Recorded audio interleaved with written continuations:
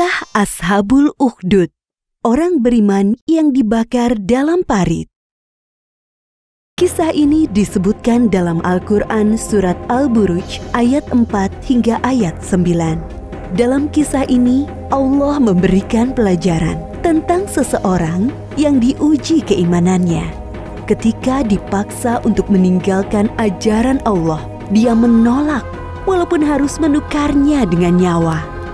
Di suatu kerajaan di kota Najran, dekat dengan perbatasan Yaman, hiduplah seorang raja yang memiliki tukang sihir yang sudah tua.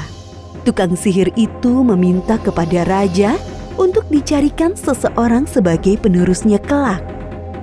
Dibuatlah sayembara kepada para pemuda untuk menggantikan tukang sihir raja. Akhirnya terpilih seorang pemuda bernama Gulam. Keesokan harinya, Gulam berangkat ke rumah tukang sihir untuk berguru kepadanya. Saat di tengah perjalanan, Gulam melewati gua.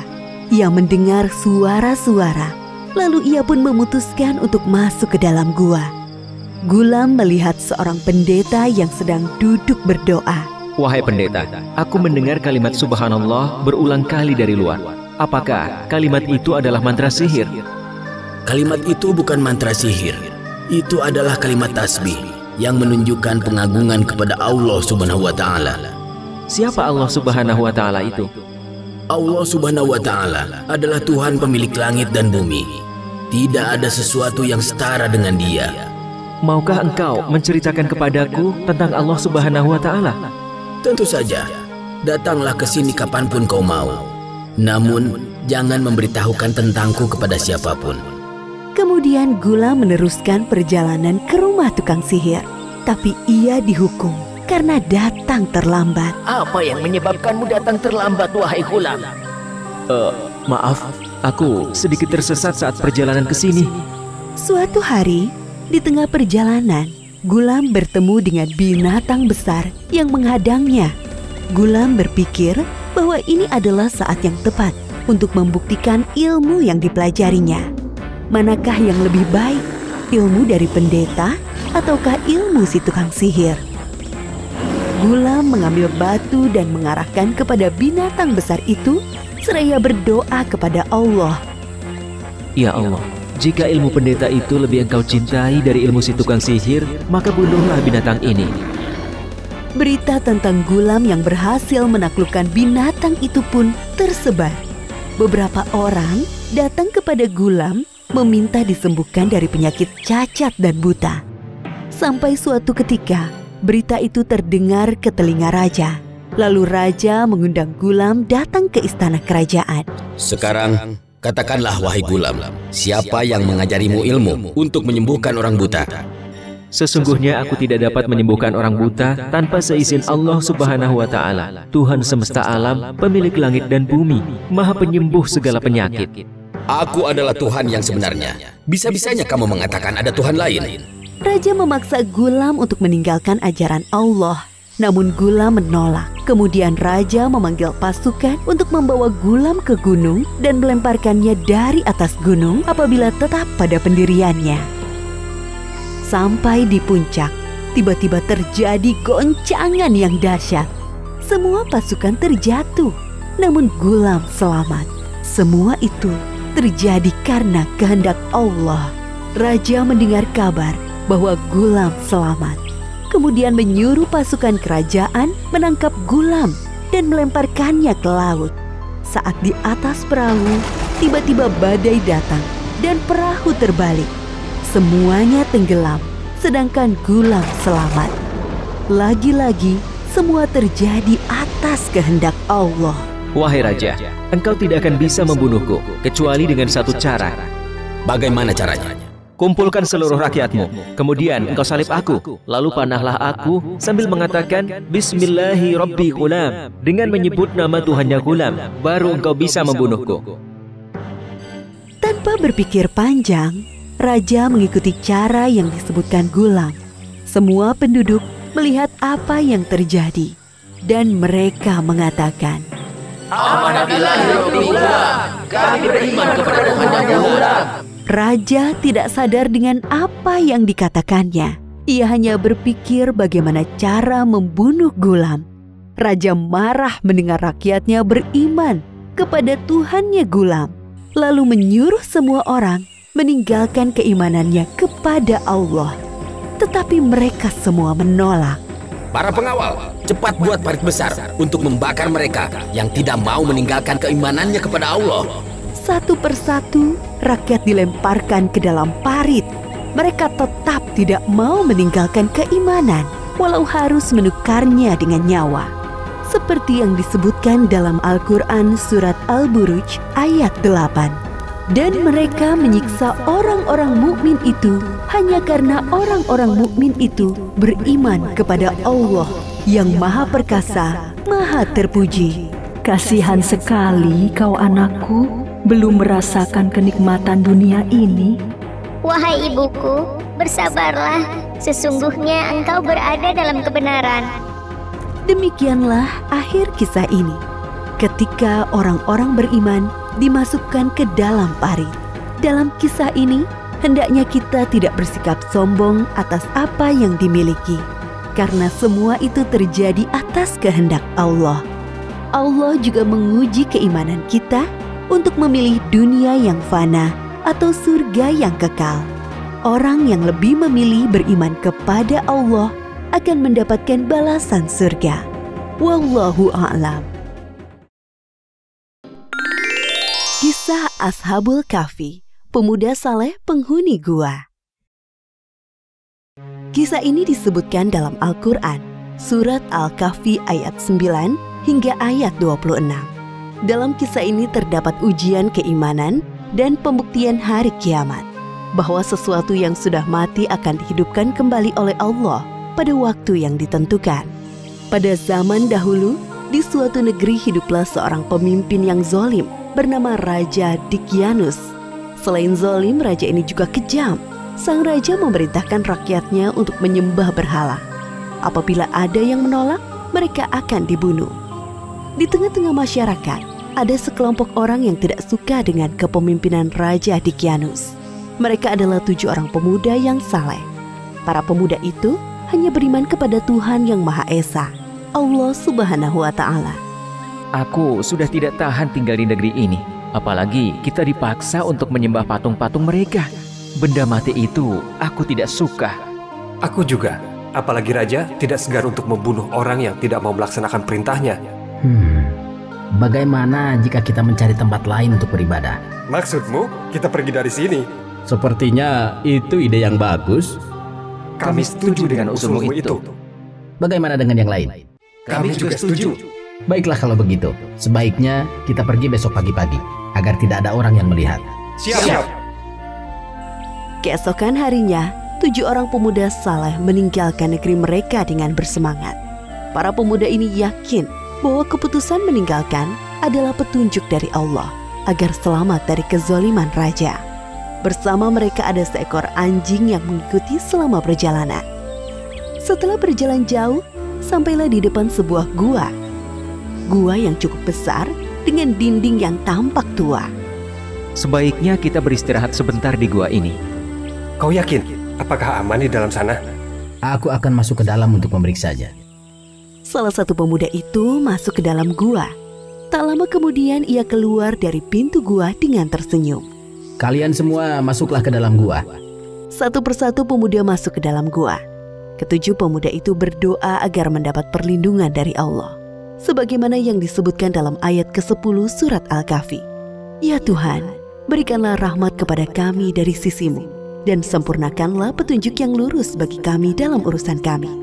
Ketika para pemuda itu beristirahat, Allah menunjukkan kuasa-Nya dengan membuat mereka tertidur selama 309 tahun. Seperti yang disebutkan dalam surat Al-Kahfi ayat ke-25. Dan mereka tinggal dalam gua selama 300 tahun dan ditambah 9 tahun. Pintu gua menghadap ke sebelah utara, sehingga sinar matahari tidak bisa menembus ke dalamnya. Dengan begitu orang dari luar mengira bahwa gua ini tidak berpenghuni, sedangkan anjing yang mengikuti mereka membentangkan kedua lengannya di depan pintu gua. Tak terasa 309 tahun telah berlalu. Allah membangunkan ketujuh pemuda soleh ini dengan tubuh utuh seperti sebelum mereka tertidur. Wahai saudaraku, sudah berapa lama kita tertidur? Aku kira sehari atau setengah hari. Aku tidak yakin. Terdengar bunyi perut keroncongan. Tiba-tiba aku merasa lapar. Tidak adakah makanan yang bisa kita makan? Sabarlah sebentar saudaraku. Aku akan pergi ke pasar membeli beberapa makanan untuk kita semua. Aku akan ikut denganmu. Ketika sampai di daerah permukiman penduduk, mereka mulai merasakan hal yang aneh. Bangunan, pakaian yang dikenakan orang-orang tampak asing, seperti baru pertama kali mereka lihat. Akhirnya, sampailah di sebuah pasar. Wahai anak muda, apa yang kalian butuhkan? Kami ingin membeli roti gandum dan buah anggur. Ini pesanan kalian. Penjual itu menyerahkan pesanan kedua pemuda di dalam wadah gerabah yang besar. Pemuda ke-1 mengeluarkan uang perak dari saku bajunya.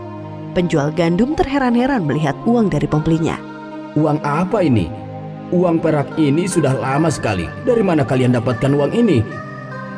Maksudku, dari mana asal kalian sebenarnya? Aku baru pertama kali melihat anak muda seperti kalian berbelanja di pasar ini.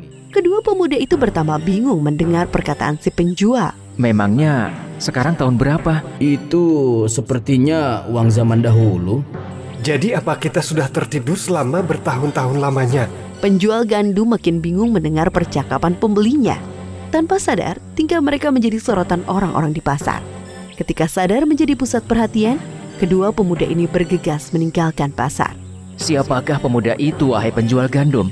Aku juga tidak mengenal mereka. Jika melihat dari uang yang mereka bawa dan pakaian yang dikenakan, mereka adalah manusia dari beberapa abad yang lalu.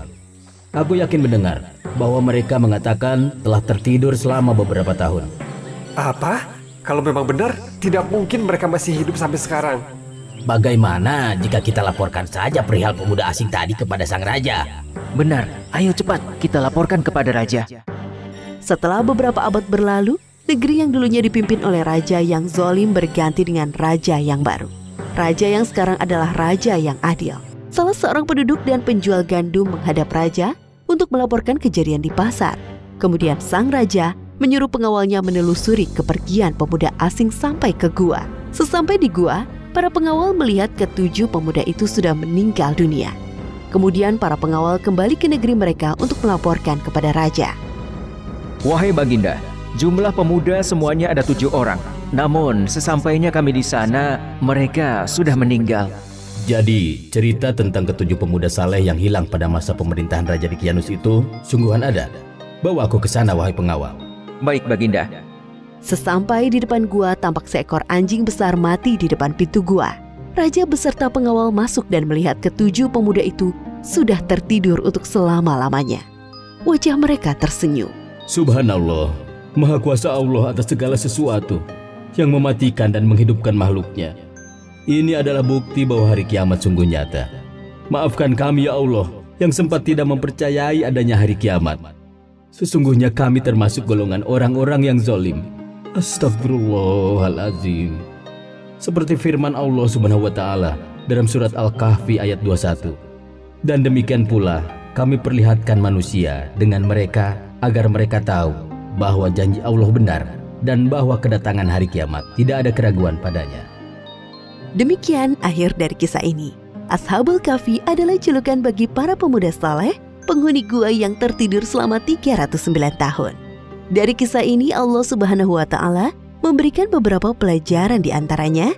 Pertama, kita harus berani mempertahankan keimanan walaupun nyawa menjadi taruhannya. Kedua, Allah akan menyelamatkan orang yang memperjuangkan keimanannya.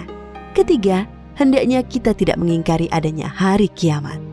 Semoga kisah ini mempertebal keimanan kita kepada Allah Subhanahu wa Ta'ala. Wallahu a'lam.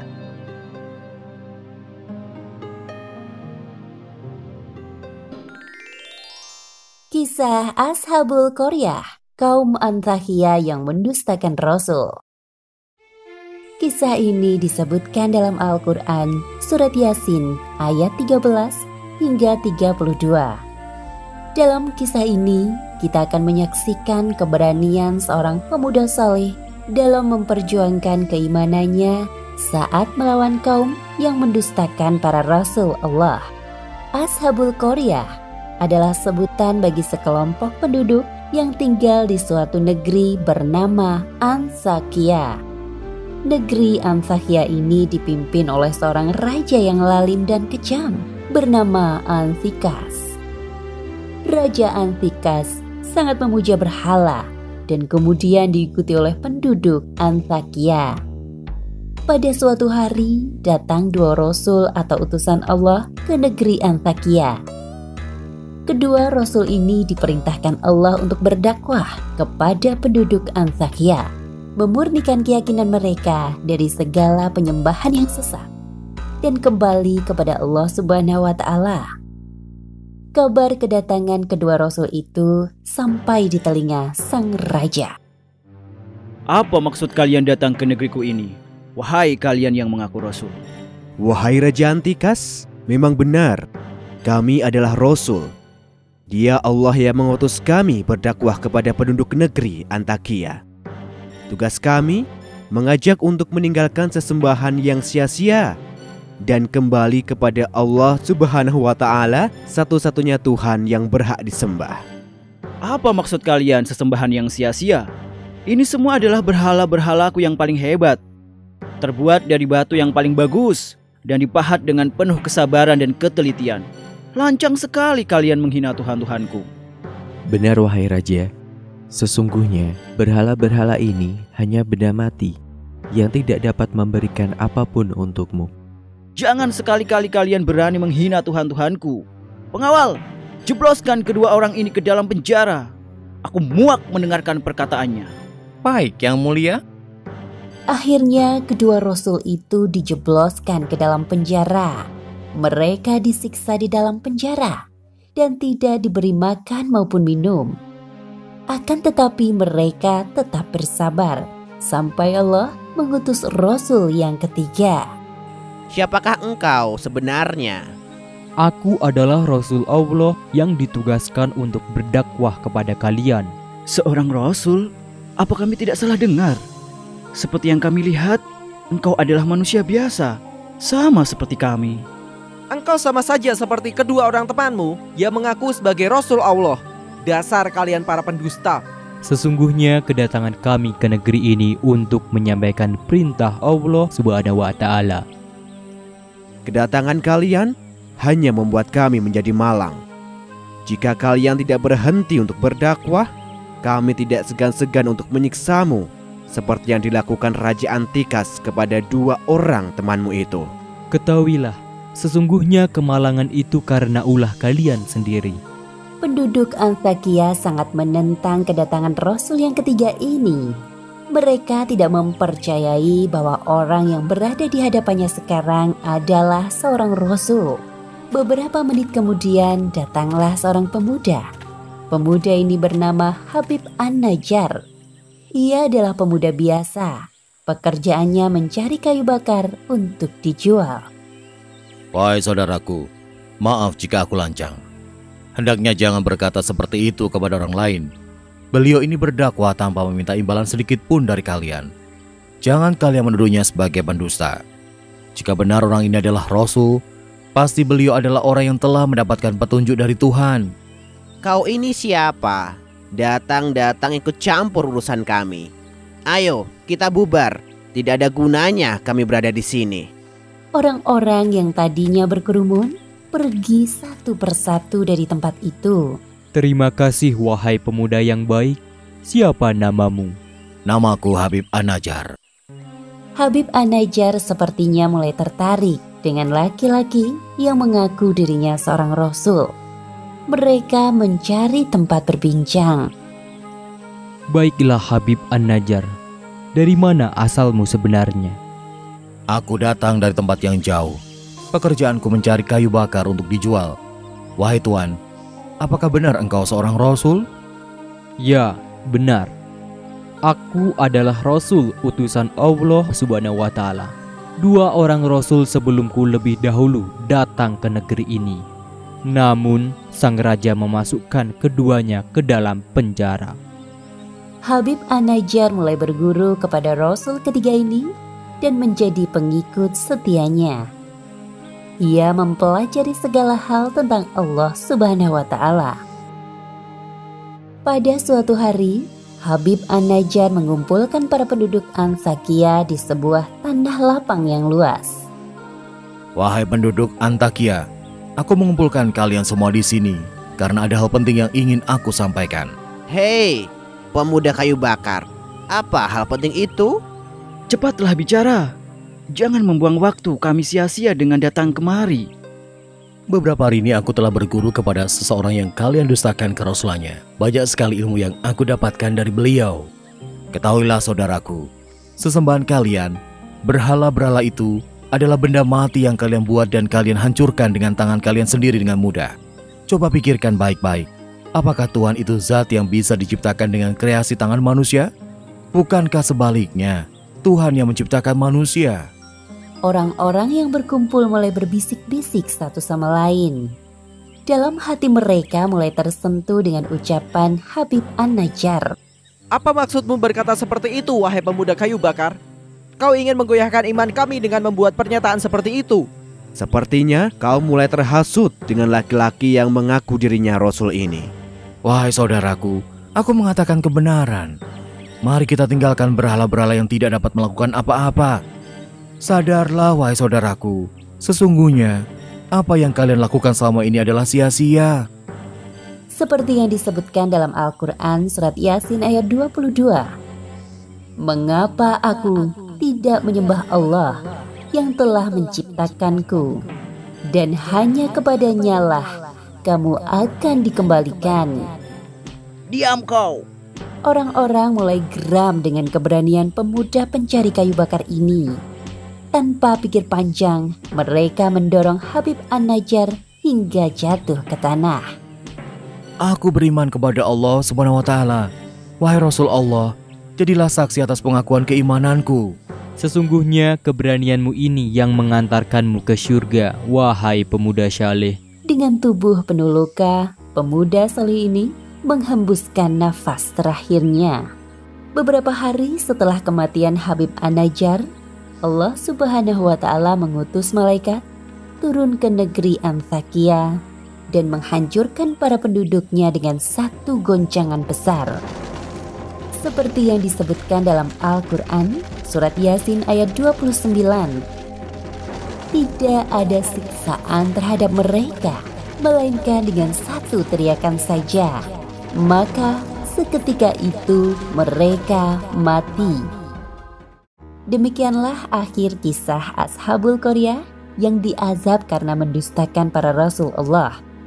Hikmah yang dapat kita ambil dari kisah ini, pertama, hendaknya kita jangan menjadi hamba yang menghina ajaran para Rasul karena mereka adalah orang-orang yang terpilih dan diberi petunjuk oleh Allah Subhanahu wa Ta'ala. Kedua, keberanian dalam membela agama Allah adalah perbuatan yang sangat mulia.